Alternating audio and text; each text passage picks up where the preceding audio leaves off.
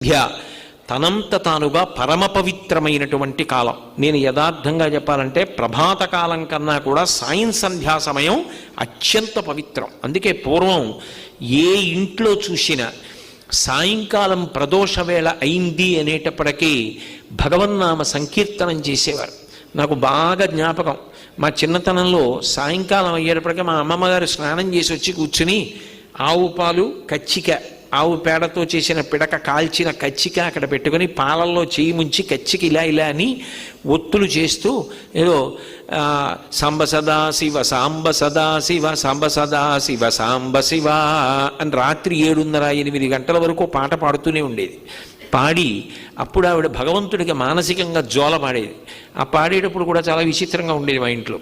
మరి అమ్మమ్మ గారు కదా అదో జోలంతా పాడేసిన తర్వాత ఇవటూరి వారింట బాలకోమార్తెవై బంగారు పువ్వుల